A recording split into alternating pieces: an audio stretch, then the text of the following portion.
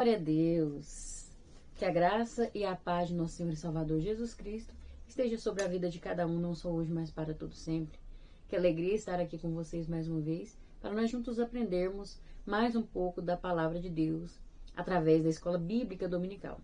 Eu sou a Kellen Cristina, sou professora da Escola Bíblica Dominical na Igreja Assembleia de Deus, Madureira, Campo de Turvânia, onde eu congrego, igreja sede, e meu pastor-presidente é o pastor Uida Marques Luiz de Oliveira e a sua esposa é a pastora Arlene Gonçalves.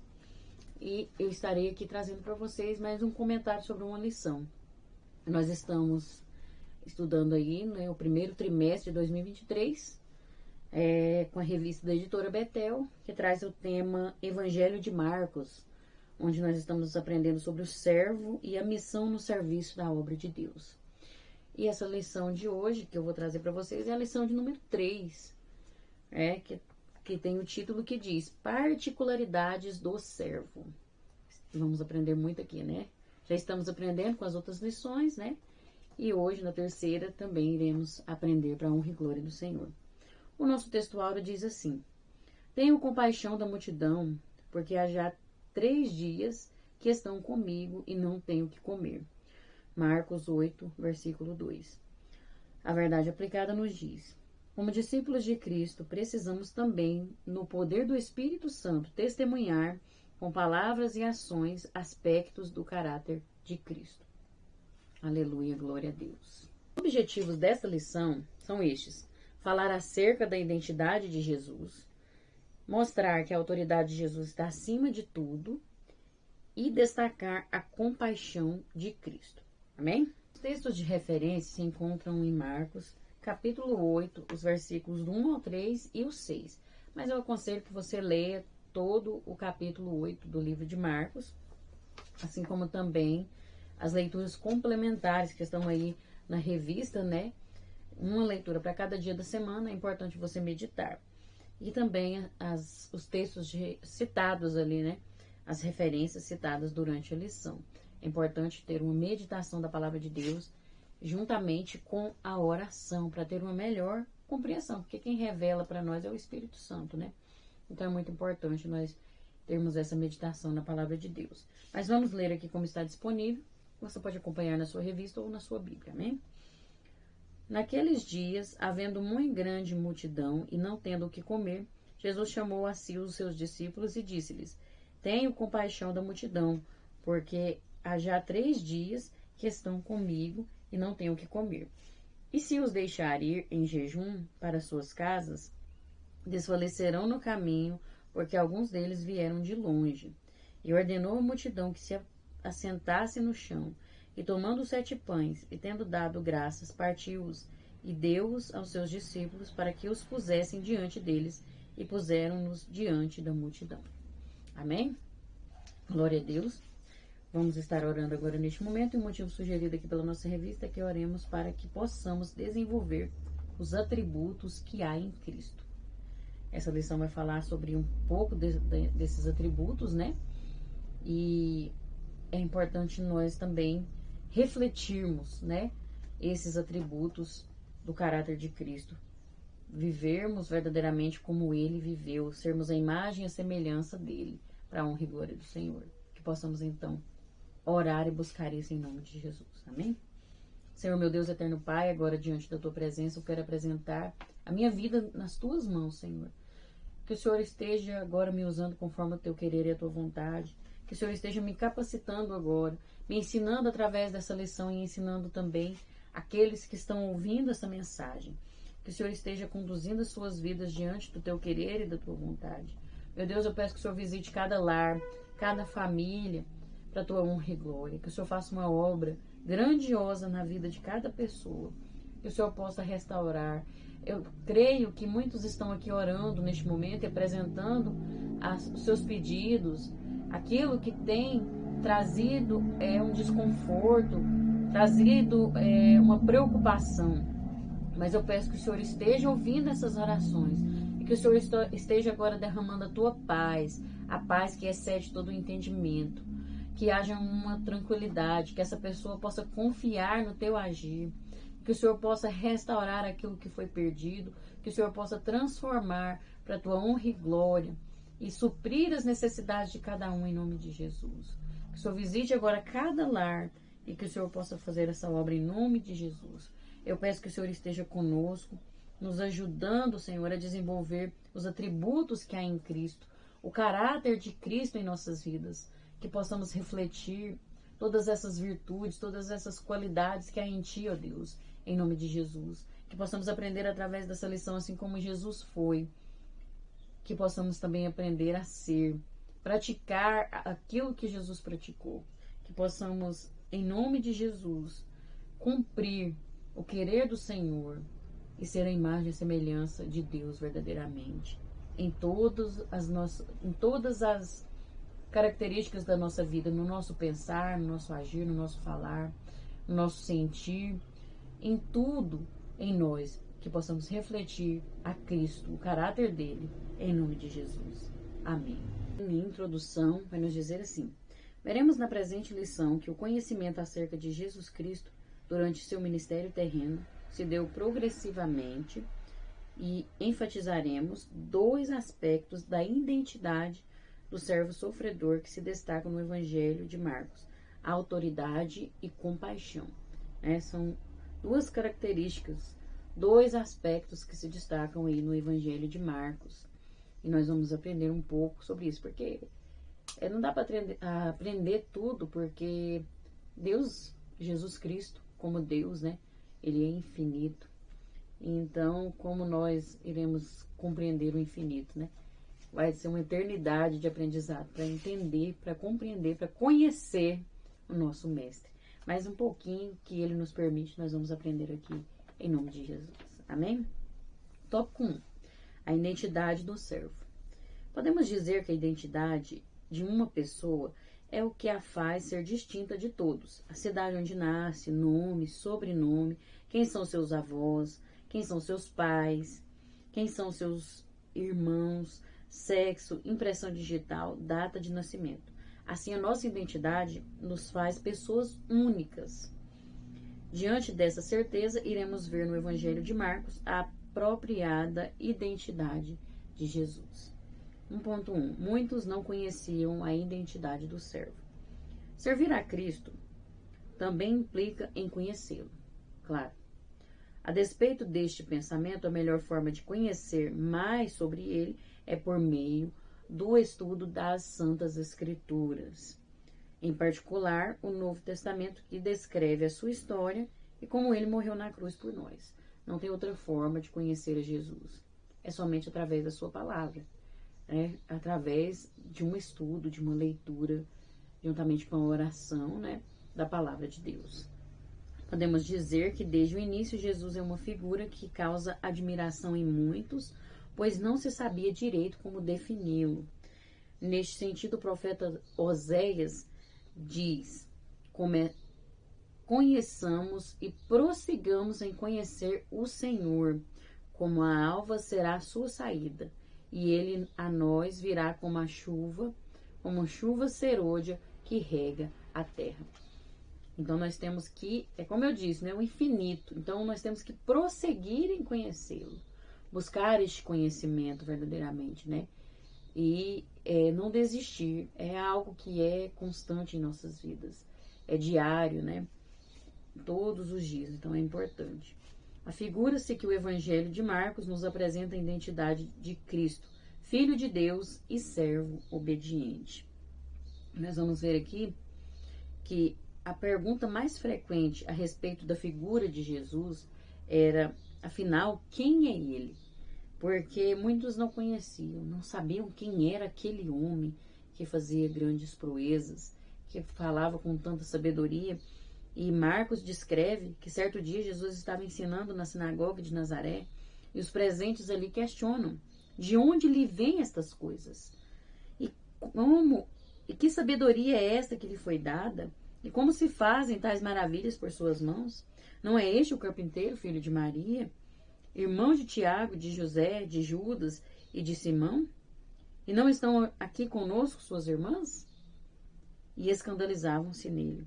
Já em Marcos 6, do 14 ao 16, os questionamentos se multiplicam a respeito da pessoa de Jesus. E ouviu isto o rei Herodes, porque o nome de Jesus se tornara notório. E disse: João, o que batizava, ressuscitou dos mortos, e por isso estas maravilhas operam nele. Outros diziam: é Elias, e diziam outros: é um profeta, ou como um dos profetas. Herodes, porém, ouvindo isso, disse: este é João que mandei degolar, ressuscitou dos mortos. Então tinha muitos questionamentos. Quem é este homem? Quem é? Não se conhecia a identidade de Cristo. E isso era constante ali. E nós vemos isso no Evangelho de Marcos, que ele vai trazer muitos questionamentos, né, das pessoas que perguntavam sobre os questionamentos de Jesus, sobre quem era Jesus. E nós vamos ver no 1.2 que o servo foi conhecido progressivamente. Nós vamos ler aqui que diz assim, ó. No início do Evangelho de Marcos, após Jesus ensinar na sinagoga de Cafarnaum e expulsar de um homem um espírito impuro que o importunava, todos se admiravam com a sua autoridade. E todos se admiraram, a ponto de perguntarem entre si, dizendo: que é isto? Que nova doutrina é esta? Pois com autoridade ordena os espíritos imundos, e eles lhe obedecem. Então eles ficavam assustados. Mas como isso? Nunca tinham visto aquilo. Não era comum, não acontecia. Porque os fariseus não viviam a vida de comunhão com Deus. Eles viviam de fachada, então não viviam o verdadeiro evangelho, não cumpriam a lei verdadeiramente. Mas Jesus sim estava fazendo isso, e ainda com o poder de Deus, transformando a vida das pessoas, expulsando demônios, libertando. Então eles, o que é isso? Que novidade é essa? Como que este homem faz isso? Isso é impossível, porque era o poder de Deus que estava atuando na vida dele, né? Ele como Deus, a única coisa que Jesus fez como Deus foi libertar as pessoas, servir as pessoas e curar. Ele não teve privilégios, ele vivia para as pessoas, então isso assustava, porque as pessoas eram desprezadas, eram rejeitadas, eram humilhadas, e Jesus vem e traz as pessoas para perto de si, ele faz uma inclusão das pessoas, uma aceitação de volta à sociedade, e isso causa muito, as pessoas ficam se assustadas, né? Ficavam assustadas e tentando entender, e com o tempo iam vendo quem era este homem, como era a atuação dele, porque ele mostrava quem ele era através da sua atitude, não era somente de palavras.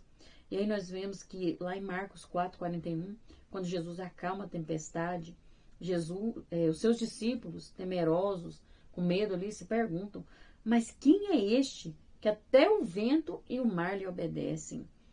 Podemos ainda acrescentar que em Marcos 6, do 1 ao 6, as perguntas de quem de fato era Jesus se graduam, tendo início as tentativas mais diversas para dar conta de quem de fato ele era.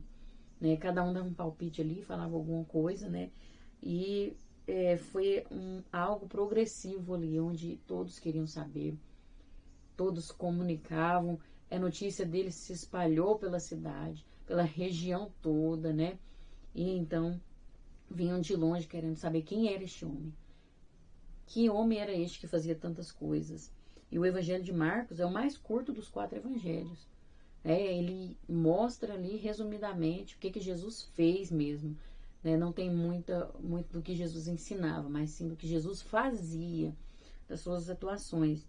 E foi escrito durante um período de severa perseguição, como nós já vimos lá na primeira lição, né? E ele vai direto ao ponto, abordando a identidade de Jesus. A importância do sofrimento também é abordado, e também a necessidade da fé, de ter fé. Marcos, o autor do Evangelho, era discípulo de Pedro. Por isso, a gente vê Pedro repetidamente no livro, citando muitas vezes Pedro, né? Porque ele era discípulo de Pedro, então ele com certeza buscou informações com Pedro, e nós vemos isso. E Marcos apresenta um quadro em que Jesus é retratado como o líder servo.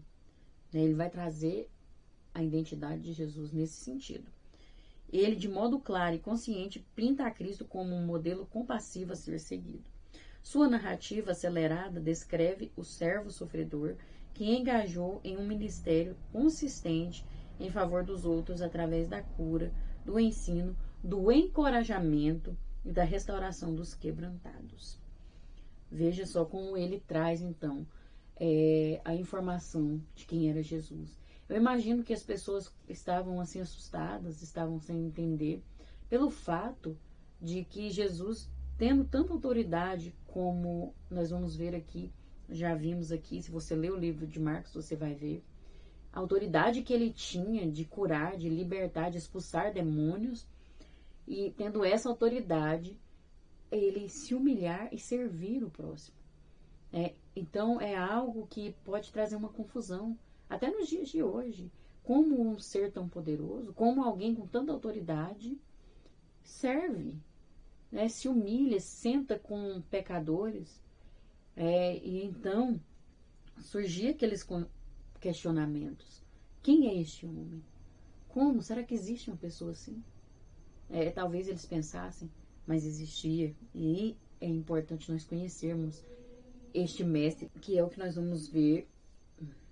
E nós vamos ver como conhecer a Cristo e andar com ele, no 1.3, que fala: andar com o servo nos faz conhecê-lo. Não há nada mais prazeroso do que ser conhecido por Jesus e conhecê-lo. Neste sentido, temos a certeza de que para conhecer Jesus de verdade, precisamos nos relacionar com ele. Logicamente, Como que eu vou conhecer uma pessoa se eu não convivo com ela, se eu não tenho relacionamento? Então, precisa ter um relacionamento com Jesus para conhecê-lo. Marcos nos mostra em seu evangelho que a última vez que a pergunta sobre a identidade de Jesus aparece no livro é feita pelo próprio Jesus e é dirigida aos discípulos. Depois de tantos questionamentos, das pessoas ali sobre quem era Jesus, então o próprio Jesus vai falar com os discípulos: quem dizem os homens que eu sou? E eles responderam: João Batista, e outros Elias, mas outros um dos profetas. E ele lhes disse: mas vós, quem dizeis que eu sou? E respondendo Pedro lhe disse: tu és o Cristo. Veja só, Pedro sendo usado por Deus e reconhecendo a autoridade de Jesus ali, Então Jesus questiona quem é. Quem é que as pessoas estão dizendo que eu sou? E Pedro responde isso. Pedro agora, depois de andar com Jesus e ter intimidade com ele, expressa a sua firme convicção de que ele é o Cristo, o Filho do Deus vivo. Aleluia, glória a Deus. Todo ser humano precisa de uma experiência com o Senhor Jesus para poder desfrutar das suas bênçãos e conhecer a sua presença. Que possamos nos achegar a Cristo, a ponto de nos aproximarmos como Pedro. Senhor, para quem iremos nós? Tu tens as palavras de vida eterna. Oh, aleluia, glória a Deus. Veja só, ao ponto de conhecer que Jesus era que tinha todo o poder, que Jesus verdadeiramente tinha a palavra de vida eterna, palavra que transforma, palavra que muda. Em Jesus nós encontramos a verdade que nos liberta de tudo que nos prejudica. Em Jesus nós encontramos palavras que transformam a vida do ser humano, que muda por completo o ser humano. Somente em Jesus vale a pena nós buscarmos conhecê-lo, termos relacionamento com ele, e assim, depois de conhecê-lo, também transmitirmos o caráter de Cristo para as outras pessoas, para que sejam transformados também pelo seu poder. Amém? Tópico 2. A autoridade do servo. A partir do que se pode ler no Evangelho de Marcos, Jesus, por onde caminhou, realizou muitos prodígios, e seu ensino era admirado por todos que o seguiam e o ouviam, porque possuía autoridade. Aleluia. 2.1. A autoridade da mensagem do servo. Podemos afirmar que a fonte da autoridade de Jesus vinha do céu. Nos escritos deixados pelo evangelista Mateus, lemos as seguintes palavras de Jesus: é-me dado todo o poder no céu e na terra. Ao longo do evangelho de Marcos, podemos visualizar que a palavra de Jesus era diferente, de tudo que o povo estava acostumado a ouvir. Era muito diferente. E nós vemos um versículo que diz: e repreendeu Jesus, dizendo: cala-te e sai dele. Então o espírito imundo, convulsionando e clamando com grande voz, saiu dele. Ele tinha uma autoridade diferenciada. E nós podemos notar que os demônios saíam sem hesitar. E podemos constatar que a sua mensagem apresentava a autoridade dos céus. Porque ninguém tem poder para expulsar demônios a não ser o próprio Jesus Cristo. Ou no nome dele. Porque ele disse que no nome dele nós podemos fazer sinais e prodígios, maravilhas, expulsar demônios, né? Repreender. Mas é no nome dele, porque o poder vem dele. E era a prova de que ele era o Filho de Deus, e é ainda, e de que ele era o enviado de Deus para aquele povo naquela época, mas muitos não acreditaram. Mas a prova está aí. Somente com poder que vem do céu para fazer algo tão extraordinário, para ter essa autoridade, para a sua mensagem ser uma mensagem diferenciada, que tinha autoridade verdadeira, né? E nós vemos isso na vida de Jesus verdadeiramente. A chamada divina sempre é confirmada com a autoridade divina. Quando Deus chama, Ele capacita, Ele nos enche com o seu poder. Mas para isso nós temos que ser como Jesus, estar na dependência dele. Como nós vimos na lição passada, que ele era dependente do Espírito Santo. E aí sim nós temos a autoridade divina. Né? Quem tem a chamada divina precisa dar lugar para ter essa autoridade divina. Porque faz parte da chamada. Assim como Moisés tinha sobre si a autoridade dada por Deus, ainda hoje o Senhor confirma sua chamada em nossa vida através de sua autoridade em nós. Tal autoridade, porém, não dá o direito de usarmos de autoritarismo, que é fruto do egocentrismo humano. A autoridade é uma coisa, autoritarismo é outra, é diferente. O autoritarismo vem do egoísmo, da natureza ruim do ser humano. Agora, a autoridade que Deus dá para a nossa chamada que nós temos, ela vem de Deus, não vem de nós mesmos. E não é algo que nós devemos usar achando que confundindo com autoritarismo, que tem muita gente que confunde, que acha que tem que mandar, que tem que se impor ali. Não é desse jeito, está errado. Paulo, ele era radicalmente contra o abuso de autoridade. E chegou ao ponto de dizer: segundo o poder que o Senhor me deu para edificação e não para destruição. O autoritarismo, ele destrói. Ele destrói a vida das pessoas. Ele machuca. Você quer impor a sua regra do jeito que você quer e pronto. Não importando com o outro. Não importando com o sentimento. Não se colocando no lugar do outro. Agora, a autoridade que Deus dá, ela transforma a vida do ser humano. Esse é o verdadeiro evangelho. Transformação e não de destruição. Deus, ele nos chamou para restaurarmos a vida das pessoas, não destruirmos. Então temos que ter muito cuidado, porque tem muito crentão aí, muita crentona se achando e querendo destruir a vida de outras pessoas, né? Muitos aí até mesmo com vingancinha, com meninice, meu Deus, misericórdia, cuidado. Não brinque com as coisas de Deus. Isso é muito sério, né? Tem que ter muito cuidado, porque depois a colheita vem, a cobrança vem. E aí a pessoa tem que pagar o preço. Aí não adianta reclamar, não adianta chorar, não. Tem que passar por essa situação, pela prova, né? Então vamos lá, no 2.2. A autoridade do servo foi atestada por sua palavra. Para bem compreender, nas palavras de Jesus existiam ensinamentos sólidos que o povo começou a perceber e admirar. O povo olhava aquilo e se encantava. Eram conquistados por uma palavra tão maravilhosa. E se pode notar, a sua maneira de ensinar fazia com que ele apresentasse as verdades espirituais com autoridade, sufocando as tradições dos religiosos. Nós vemos isso, que a palavra de Deus diz que, invalidando assim a palavra de Deus pela vossa tradição, que vós ordenastes. Eles invalidavam a palavra de Deus por causa da tradição, por causa de costumes que eles ensinavam, que ordenavam para o povo. Eles davam ordem para o povo. Jesus faz diferente. Ele apresenta o caminho, mas ele não obriga ninguém. E não é algo que vai... Não são costumes, mas são ensinamentos que transformam. É a palavra de Deus. Não é algo assim que não dá para a pessoa cumprir. Porque o que os fariseus ensinavam, os judeus daquela época ensinavam, eram coisas que nem eles mesmos conseguiam cumprir. Era tanta cobrança.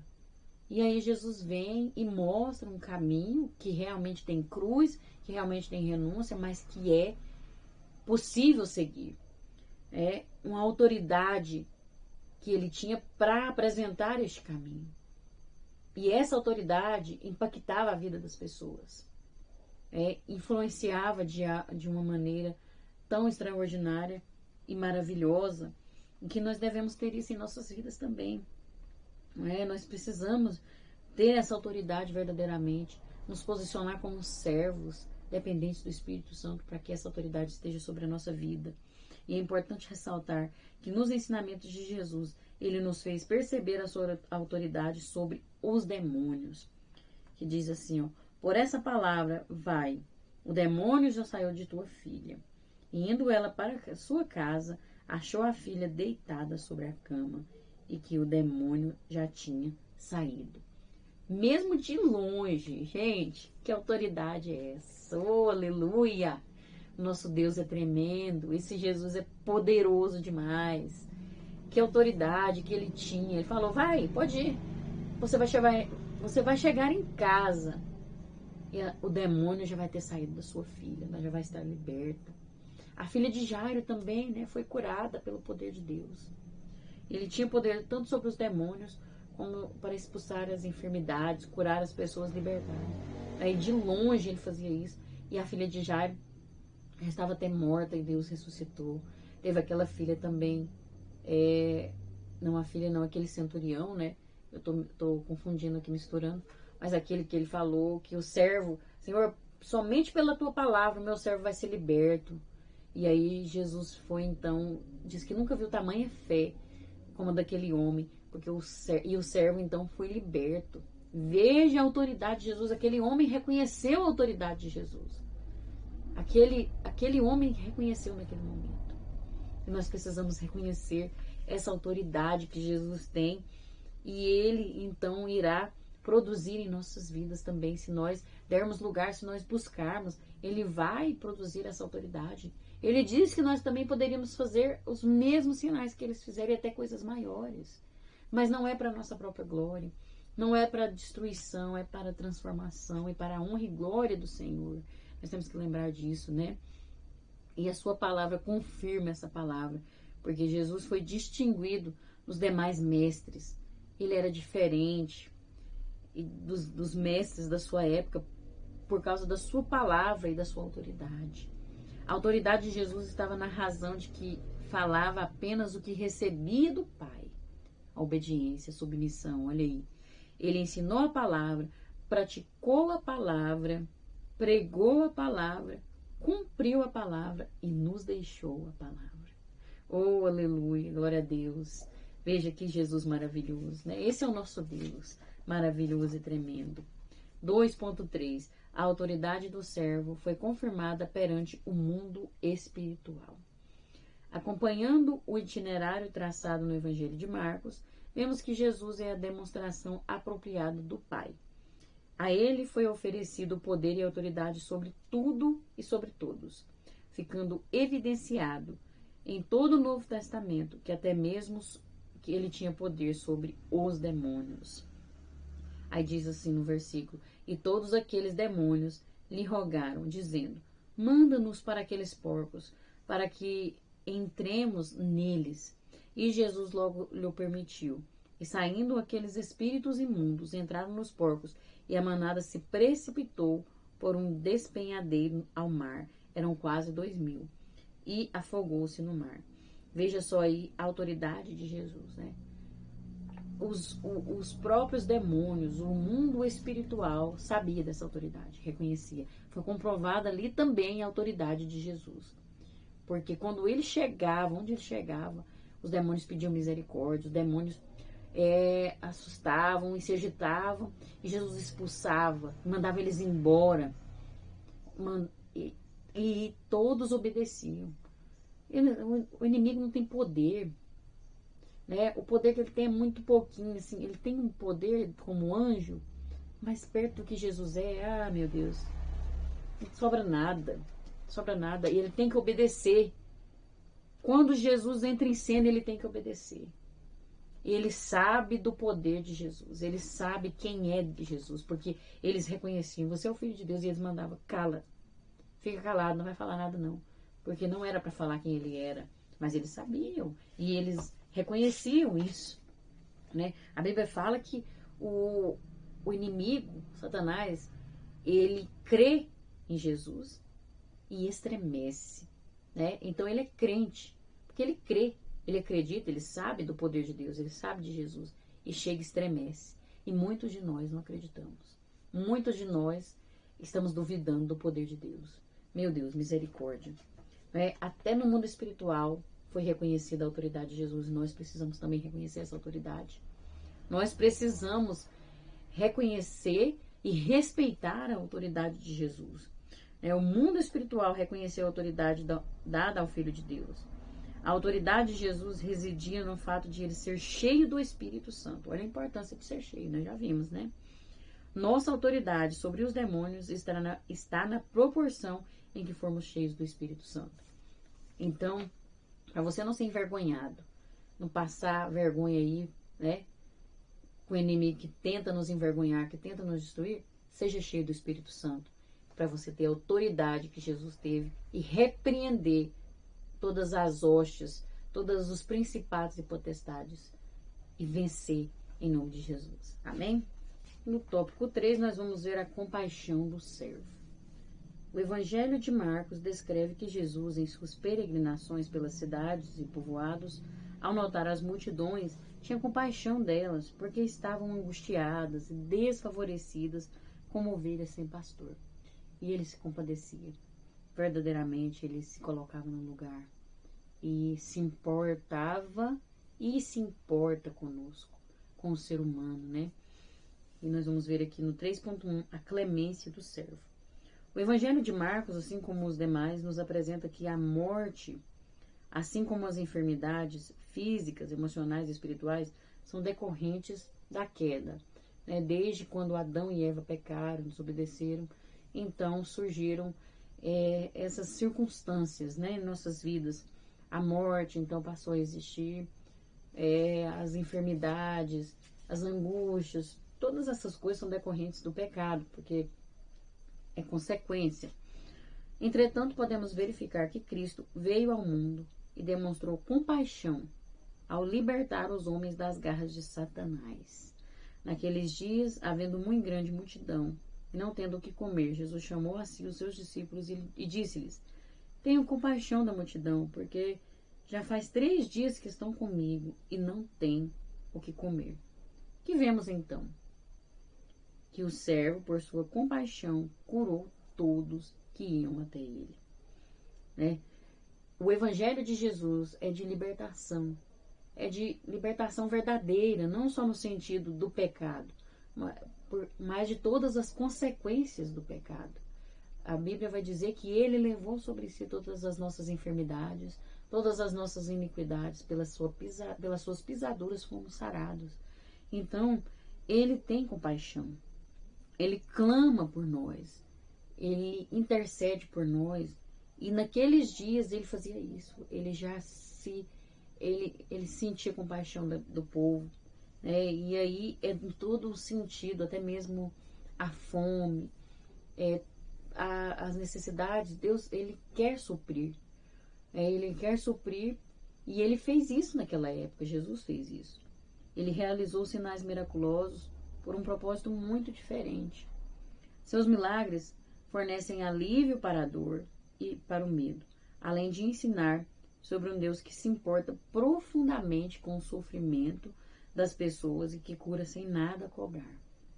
Jesus realizou muitos outros milagres que não estão descritos nos evangelhos, e sua motivação para realizá-los não foi outra senão a compaixão. Quando alguém falava que tinha uma pessoa que estava passando por uma enfermidade, que estava sendo atormentada, que estava precisando de algo, Jesus então se dispunha e ia até lá. E fazia algo tremendo na vida das pessoas, e curava as pessoas, e libertava. 3.2. O servo que se compadece. A partir da ótica do Evangelho de Marcos, podemos dizer que os males, doenças e a morte passaram a existir em decorrência da entrada do pecado no mundo. Dentro desse panorama, podemos dizer que o pecado trouxe consequências terríveis para toda a humanidade. Não só para o ser humano, mas também para a natureza, toda a terra. A Bíblia fala, quando Deus fala com Adão, das consequências que viriam, sobre toda a terra. E foi isso que aconteceu. Só que Jesus demonstrou compaixão ao vir ao mundo para resgatar o homem da maldição do pecado. Ele se compadeceu.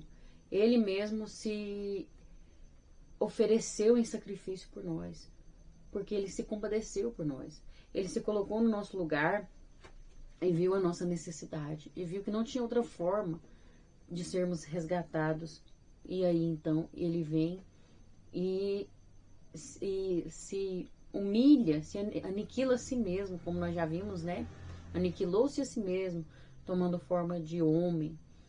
E foi obediente até a morte de cruz. Então Jesus fez isso porque ele se compadeceu, por compaixão. O amor de Deus, a maior prova de amor que existe, está aí, na compaixão que Jesus teve por nós. E então ele demonstrou todo esse amor se fazendo pecado por nós. E na cruz levou as nossas iniquidades sobre si. Todas as nossas iniquidades ele levou. Tudo ele levou. Isso nos mostra que o servo se compadece de nós. Isso nos mostra que tem alguém que se importa conosco. E esse alguém é Jesus. Ele se importa com você, ele se importa comigo. Ele sabe o que você tem passado. Ele sabe a sua dor.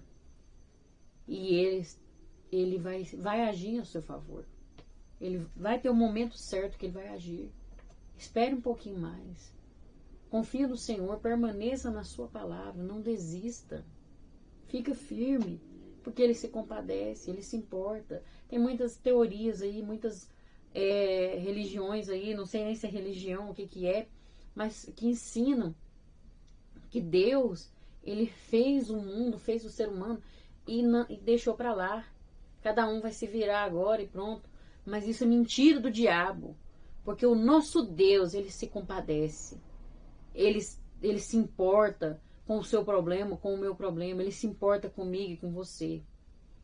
Tanto que ele se sacrificou por nós. Você acha que um Deus que não se importa com o ser humano ia fazer isso? Ia se entregar por nós? Ele precisava passar pela morte? Não precisava. Ele precisava passar pela dor? Não precisava. Ele precisava se humilhar? Deus precisava fazer isso? Deus, o Deus Todo-Poderoso, que está acima de tudo e de todos. Ele precisava fazer isso? Ele não precisava, bastava ele destruir toda a humanidade. E se ele quisesse fazer novamente, ele fazia. Ele não precisa de mim, de você. Deus não precisa de nós. Quando ele nos usa para fazer a obra dele, isso é uma oportunidade que ele está nos dando. É pela sua misericórdia, porque nós não somos nada. E ele se importa comigo e com você. E mesmo sendo assim todo poderoso, acima de tudo e de todos, ele se importa. Tanto que nos uniu novamente com ele. Pensa aqui comigo. Nós que pecamos. Nós é que falhamos. Nós é que viramos as costas para Deus. E ele foi atrás de nós. E ele nos resgatou. Sempre você vai ver na Bíblia Sagrada que o homem foge de Deus, o homem vira as costas para Deus, o ser humano faz isso e Deus vai atrás. Deus é que busca. Quando Adão pecou, ele se escondeu. Foi Deus que foi atrás dele. Falou, Adão, cadê você? Por que você está se escondendo? Foi Deus que foi atrás. Então, o Deus, ele se compadece, assim, do ser humano. Ele se compadece de nós.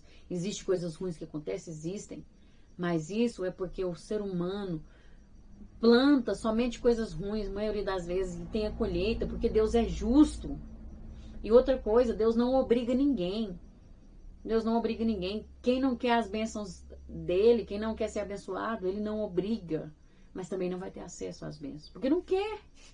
Mas Deus vai obrigar? A pessoa não quer, ué. Então vai ter coisa ruim na vida dela. Mas, olha, nós passamos por lutas. Eu passo por muitas lutas. Eu passo necessidade muitas vezes em algumas situações. Mas Deus sempre cuidou de mim. Deus sempre proveu aquilo que eu precisava. Não era o que eu queria muitas vezes, mas era o que eu precisava. E Deus sempre esteve comigo em todos os momentos. Em todos os momentos. Ele nunca me desamparou. As pessoas já me deixaram. Pessoas já me abandonaram. Pessoas já me humilharam. Pessoas já me machucaram. Fingiram as coisas para mim. Mas Deus não. Em Deus eu posso confiar. Em Deus eu posso colocar a minha segurança, eu posso entregar tudo para Ele, eu posso me abrir com Ele, eu posso mostrar realmente quem eu sou para Ele, porque Ele sim não nos decepciona, porque Ele se compadece, Ele se importa conosco verdadeiramente. Amém? Então, nós vemos isso ao longo da palavra de Deus, né? Nós vemos isso no Evangelho de Marcos também ali, que nós estamos estudando sobre ele, né? Então vamos entrar aqui nele. E aí nós vemos como Jesus se compadece por nós. Como ele se compadece. E podemos ver que enquanto Cristo andou aqui na terra, ele sofreu e viu outros sofrendo. E aí ele se compadecia, ele fazia algo. Como o exemplo disso foi a sogra de Pedro, que diz assim, e a sogra de Simão estava deitada com febre, e logo lhe falaram dela.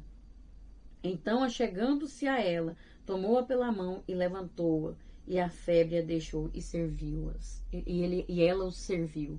Então, veja só, chegou até Jesus um comentário, tem alguém passando necessidade, tem alguém sofrendo isso e aquilo. Jesus ia lá, Jesus ia atrás, Jesus fazia o que era necessário. Outra boa ilustração dessa compaixão de Jesus se encontra em Marcos 7, do 24 ao 30, que narra a cura da filha da mulher cananeia. A Bíblia nos faz ver que Jesus, por sua compaixão, fez com que as lágrimas de tristeza daquela mulher fossem substituídas por lágrimas de alegria. O nosso Deus, ele se compadece por nós. Amém? 3.3. O servo nos ensina que onde há compaixão, abunda o amor. Chama-nos a atenção o fato de que na cura de um leproso, Marcos relata que Jesus demonstra sua compaixão a esse homem. E aproximou-se dele um leproso que, rogando-lhe e pondo-se de joelhos diante dele, lhe dizia, se queres, bem podes limpar-me. E Jesus, movido de grande compaixão, estendeu a mão e tocou e disse-lhe, quero ser limpo. Ele falou, olha, se o senhor quiser, o senhor pode me curar. Eu sei que pode. Jesus então viu o sofrimento daquele homem, o que aquele homem vivia ali, e se comoveu. Eu quero que você seja curado. Seja curado. Jesus fez isso. Quando Lázaro foi ressuscitado também, ele chorou ali, né, de ver Maria e Marta chorando, de ver seus amigos. Então ele se comoveu, ele teve compaixão deles ali e ressuscitou a Lázaro, né? Mais um exemplo da compaixão de Jesus. E aí nós vemos aqui também que compreende-se facilmente que com esse fim Jesus veio ao mundo para demonstrar sua compaixão com todos que se aproximavam dele, curando doentes e ressuscitando mortos, para que todos fossem salvos das garras de Satanás. Era isso que ele fazia. É para isso que ele veio ao mundo. E até hoje o poder dele está aí. E nós podemos usar esse poder. Nós podemos dar lugar para ele nos usar para alcançar vidas também. Nós temos que também ter compaixão das pessoas. Ter das virtudes do fruto do Espírito. Que é aqueles 3 últimos que nós vimos lá, que é importante nós termos, que um deles fala da compaixão, de você se colocar, que é a benignidade. Nós precisamos ter isso. A benignidade inclui a compaixão nela. Então nós precisamos produzir isso em nossas vidas. Ter compaixão, se colocar no lugar. Já pensou se fosse você? Se coloca no lugar, pensa e deixa Deus te usar para libertar as vidas das garras de Satanás. Vidas que estão sendo massacradas. Vidas, lares que estão sendo destruídos. E nós não fazemos nada muitas vezes. Não, eu não quero problema, não vou me envolver. Eu quero ficar aqui, na minha zona de conforto. Enquanto isso, tem pessoas aí precisando, às vezes, de um abraço, de uma compreensão, de uma oração. Quantas vezes Jesus estava cansado, mas ele orava por aquelas vidas, ele intercedia, ele fazia a obra, Ele se colocava no lugar e tinha compaixão daquelas vidas. Então nós precisamos também viver isso. E tendo comparado as ideias pedagógicas do Evangelho de Marcos, descobrimos como podemos nos tornar um canal de amor e bondade de Deus para muitos. A leitura deste Evangelho nos faz seguir o exemplo de Cristo, aquele cuja compaixão nunca finda. Nós temos que seguir este exemplo, deixado aí para nós, em nome de Jesus. E vemos aqui que Jesus, ao curar os enfermos e oferecer vida aos mortos, evidenciou a sua identidade messiânica e demonstrou sua autoridade e compaixão pela humanidade caída. Glória a Deus, aleluia. E a conclusão nos diz assim: é na caminhada e no relacionamento diário com o Senhor que vamos conhecendo e crescendo no conhecimento acerca de Jesus Cristo. E para seguirmos os passos dele, para sermos como ele é, nós precisamos crescer no conhecimento de quem ele é, do seu caráter, para que possamos produzir isso em nossas vidas, em nome de Jesus. Possamos aprender mais e mais com essa palavra, para a honra e glória do Senhor, em nome de Jesus. Amém? Que Deus abençoe você, sua família, sua casa, seu lar, em todos os sentidos, no seu trabalho, no seu ministério, nos seus relacionamentos, na sua dispensa, em todos os sentidos, que Deus te recompense e te abençoe. Eu quero agradecer a cada um de vocês, você que se inscreveu neste canal, você que tem assistido aí todos os vídeos, principalmente você que assiste até o final, que me suporta aí, que Deus te recompense em nome de Jesus. Você que curtiu, que compartilhou, você que tem orado, que Deus te recompense muitíssimo e que o Senhor te guarde em todo tempo e Deus abençoe todos vocês. Eu quero agradecer aqui algumas pessoas que comentaram, a Edilene Mota, que fez um comentário na lição passada, e a Zimei França, a Lucélia, lá de Barueri, São Paulo, o pessoal de São Paulo, que Deus recompense vocês, a Ivana Alves, lá do Rio de Janeiro, que Deus te recompense cada vez mais, minha irmã, o Marco Lima, Deus te recompense, Eliane Marlene também, que Deus recompense a cada um de vocês, em nome de Jesus. Eu oro por vocês sempre, todos que têm acompanhado, eu não conheço todos, não sei quem são, muitos, mas Deus te conhece, por dentro e por fora, Ele sabe a sua necessidade, e eu creio que Ele há de fazer o melhor para a sua vida, é o que eu tenho orado, e que Deus possa recompensar a cada um, em nome de Jesus. E até a próxima, se Deus assim nos permitir. E se Jesus não tiver voltado, porque Ele vai voltar. Amém? Fiquem com Deus.